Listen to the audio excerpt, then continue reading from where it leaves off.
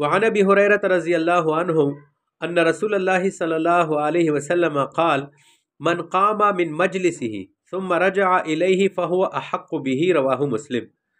حضرت ابو ہریرہ رضی اللہ تعالیٰ عنہ سے روایت ہے کہ رسول کریم صلی اللہ علیہ وسلم نے فرمایا، جو شخص اپنی جگہ سے اٹھ کر جائے اور پھر وہاں واپس آئے تو اس جگہ کا زیادہ حقدار وہی ہے۔ یعنی ایک شخص مجلس سے کچھ دیر کے لیے اٹھ کر چلا گیا، اگر اس نے اپنی جگہ پر کوئی نشانی رکھ لی یا فوراً واپس آ گیا تو یہ شخص اپنی جگہ کے سب سے زیادہ مستحق اور حقدار ہے۔ لیکن اگر یہ شخص دیر تک نہیں آیا اور پھر جو ہے اس کی جگہ پر کوئی شخص بیٹھ گیا تو اب اس کا حق باقی نہیں رہا۔ اسی طرح اگر کسی شخص نے جگہ گھیر لی اور اس پر چادر وغیرہ رکھ دی لیکن طویل عرصہ تک جگہ سے غائب رہا، تب بھی اس کی جگہ اس کے ہاتھ سے نکل گئی اگرچہ اس نے نشانی رکھی تھی۔ تو اس سے معلوم ہوا کہ مسجد میں کسی جگہ کو اپنے لیے اس طرح خاص کرنا جائز نہیں ہے کہ اس پر کوئی دوسرا بیٹھ بھی نہ سکے۔ لوگ جلماز رمضان شریف میں لے آتے ہیں، اثر سے رکھ لیتے ہیں، پیریشا کو آ جاتے ہیں، یہ صحیح نہیں ہوتا۔ وعن ابن عمر عن النبی صلی اللہ علیہ وسلم قال لا يقيم الرجل من مجلسه ثم يجلس فيه ولكن تفسحوا وتوسعوا متفق علیہ۔ حضرت ابن عمر رضی اللہ عنہما نبی کریم صلی اللہ علیہ وسلم سے نقل کرتے ہیں کہ آپ علیہ الصلوۃ والسلام نے فرمایا، ایسا نہیں ہونا چاہیے کہ جو آدمی جس جگہ بیٹھ گیا ہو کوئی شخص اس کو وہاں سے اٹھا کر خود اس جگہ بیٹھ جائے۔ البتہ بیٹھنے کی جگہ کو کشادہ رکھو اور آنے والے کو جگہ دو تاکہ اٹھانے کی حاجت نہ ہو۔ بعض لوگ ایسے کرتے ہیں نا، ہیلا بہانہ کر کے دوسرے کو مجلس سے اٹھا کر رخصت کرتے ہیں اور خود اس جگہ پر بیٹھ جاتے ہیں، یہ جائز نہیں ہے۔ زبردستی اٹھانا تو اور زیادہ مکروہ اور ممنوع ہے۔ مجلس میں وسعت پیدا کرنا چاہیے۔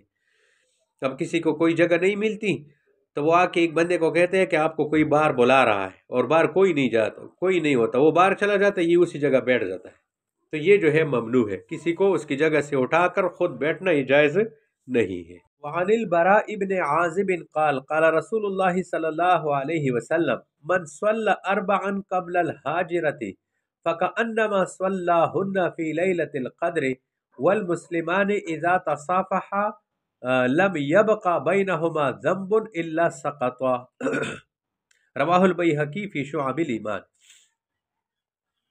حضرت براء ابن عازب رضی اللہ تعالیٰ عنہ سے روایت ہے کہ رسول کریم صلی اللہ علیہ وسلم نے فرمایا، جس شخص نے دوپہر سے پہلے 4 رکعت نماز پڑھی اس نے گویا ان 4 رکعتوں کو شب قدر میں پڑھا، اور 2 مسلمان جب آپس میں مصافحہ کرتے ہیں تو ان دونوں کے درمیان کوئی گناہ باقی نہیں رہتا بلکہ جھڑ جاتا ہے۔ تو دیکھو اس حدیث کو مصافحہ معانقہ کے باب میں لایا ہے کہ مصافحہ کرنے سے گناہ جڑ جاتے ہیں۔ وعن عطاء الخراسانی ان رسول اللہ صلی اللہ علیہ وسلم قال تصافحوا يذهب الغل وتهاودوا تحابوا وتذهب الشحناء رواہ مالک مرسلا۔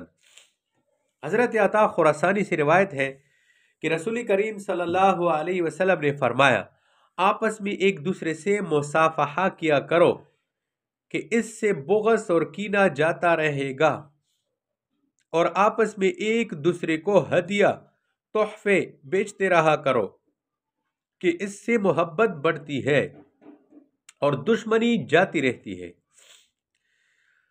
الغل یہ کینہ اور حسد اور بغض اور عداوت کو الغل کہتے ہیں، غین پر زبر ہے۔ الشحنہ دل کے اندر جو کینہ ہوتا ہے اس کو شحنہ کہتے ہیں، مراد دشمنی ہے۔ تو اس کا علاج بتایا گیا اس حدیث میں کہ ایک تو مصافحہ کیا کرو کہ اس سے یہ ساری چیزیں ختم ہو جاتی ہے۔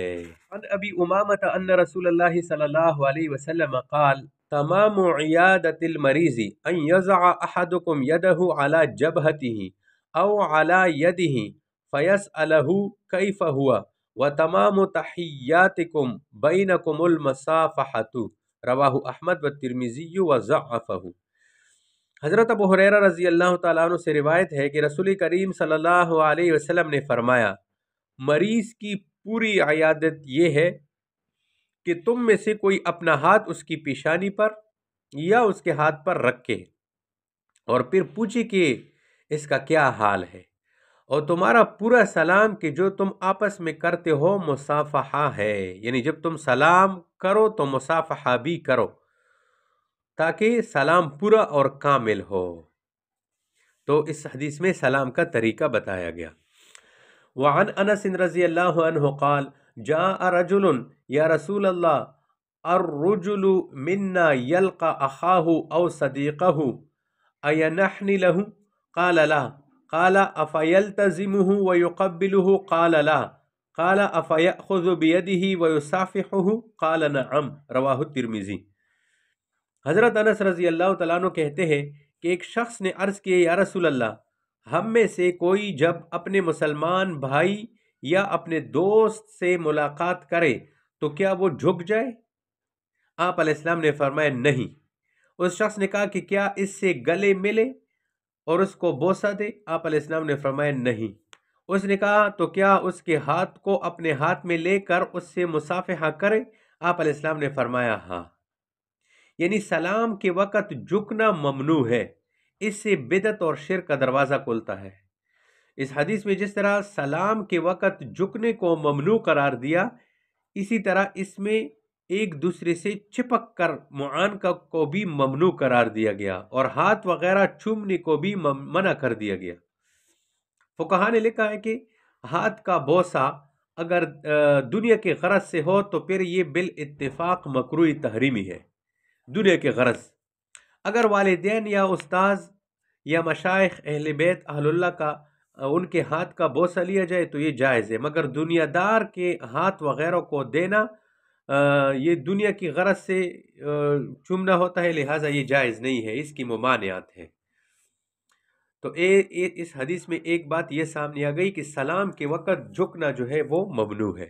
الفصل الثانی عن البراء ابن عازب قال قال النبی صلی اللہ علیہ وسلم ما من مسلمین یلتقیان فیتصافحان الا غفر لهما قبل ان یتفرقا رواہ احمد والترمذی وابن ماجہ وفی روایت ابی داود قال اذا التقى المسلمان فیتصافحان وحمد اللہ واستغفراہ غفر لہما۔ حضرت براء ابن عازب رضی اللہ تعالیٰ عنہ کہتے ہیں کہ نبی کریم صلی اللہ علیہ وسلم نے فرمایا، جب دو مسلمان ملتے ہیں اور مصافحہ کرتے ہیں تو ان دونوں کے جدا ہونے سے پہلے اللہ تعالیٰ ان کو بخش دیتا ہے۔ اور ابو داود کی روایت میں یوں ہے کہ نبی علیہ الصلوۃ والسلام نے فرمایا، جب دو مسلمان ملے اور ایک دوسرے سے مصافحہ کرے، اللہ تعالیٰ کی حمد کرے اور بخشش چاہے تو اللہ تعالیٰ ان دونوں کو بخش دیتا ہے، ان دونوں کی بخشش کر دی جاتی ہے۔ تو اس حدیث میں مصافحہ کرنے، ہاتھ ملانے کی فضیلت کا ذکر ہوا۔ ان اللہ وملائکتہ یصلون علی النبی یا ایھا الذین آمنوا صلوا علیہ وسلموا تسلیما۔